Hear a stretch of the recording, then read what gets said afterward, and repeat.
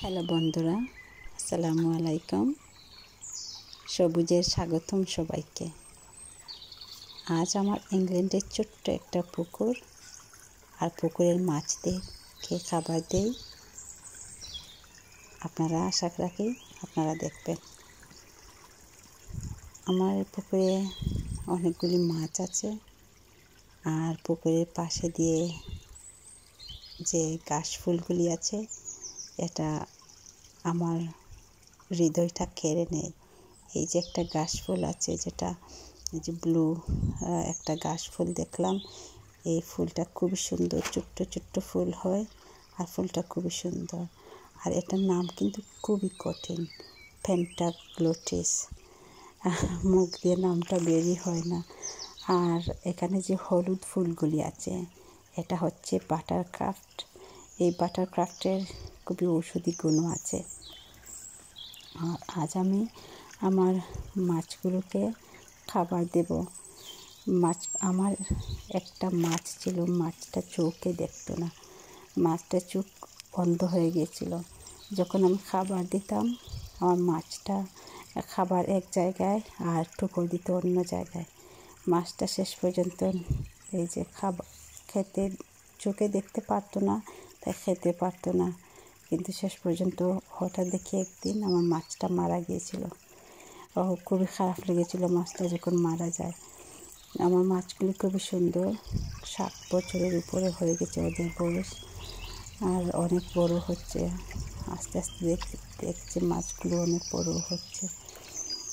আর এখানে যে water lily, যেটা শাপলা পাতা আছে, এই পাতাতে অনেক সময় মৌমাছি বসে, আর এই মাছগুলি মৌমাছিগুলি টুকর দিয়ে খেয়ে নেয়। তাছাড়া এই পুকুরের পাশ দিয়ে তো অনেকগুলি ফুল আছে, ঘাস ফুল আছে, যেটা বাটারক্রাফট আছে, পেন্টাগ্লোটিস। এগুলো উপরে যখন মৌমাছিগুলো উড়াউড়ি করে বা এখানে ফড়িংও আসে, খুবই সুন্দর ফড়িং আসে। আমার দেশের কথা মনে হয়ে যায় যখন আমি ফড়িংগুলিকে দেখি। ছোট্ট ছোট্ট ফড়িং আমরা দেখতাম আমার বাংলাদেশে, খুবই ছোট্ট ফড়িং দেখতাম। তাছাড়া একটাকে ড্রাগন ফ্লাই বলা হয় দেশে, আর আরও ছোটো ছোটো ফড়িং থাকতো, আমি ভুলে গেছি এটাকে কী বলতাম দেশে। এই ফড়িংগুলি আমরা পিছনে দিয়ে দৌড়ে দৌড়ে ফড়িংগুলি ধরতাম। আর এখানে যখন এই শাপলার উপরে ফড়িং এসে বসে, আমি দেখি মাছেরা কিন্তু চেষ্টা করে ফড়িংকে খাওয়ার জন্য। অনেক সময় এই মাছেদের টুকরোটা মিস হয়ে যায় এখানে যে জাল আছে, এই জালের জন্য।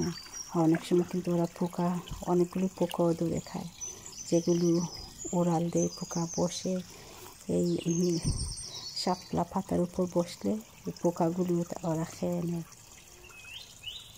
আরেকটা বিশেষ মনোমুগ্ধকর দিক হচ্ছে, যখন আমি বাগানে বের হই, তো পাখিদের কিচিরমিচির আমাকে মুগ্ধ করে। খুবই সুন্দর পাখির ডাক, আমার খুবই ভালো লাগে। আমার এভাবেই অনেক সময় কেটে যায় বাগানে মাছেদের সাথে, তাছাড়া গাছেদের সাথে সময় কাটে।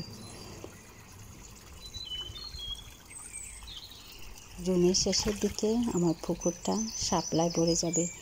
অনেকগুলি ছোটো ছোটো কলি আসছে পুকুরে, দেখছি। আর এই মাছগুলি লালন করা কিন্তু এত সহজ না। মাছগুলোকে পানি পরিষ্কার করতে হয়। বাগান প্রিয় বন্ধুদের বলছি, আমাদের সবারই করে ছোটো ছোটো বাচ্চারা আছে। এই বাচ্চাদেরকে টিভির সামনে না বসিয়ে রেখে, বাচ্চাদের হাতে ফোন না দিয়ে, একটু সময়ের জন্য না হয় সবুজের সাথে নিয়ে হেঁটে আসুন। বাচ্চাদেরকে সবুজের সাথে পরিচয় করিয়ে দেন, গাছপালাদের সাথে পরিচয় করিয়ে দিন।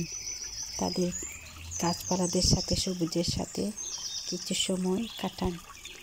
আশা রাখি সেটা আপনাদের বা বাচ্চাদের সুস্বাস্থ্যের জন্য খুবই উপকারী হবে। ভালো থাকেন এই পর্যন্ত। আল্লাহ হাফেজ।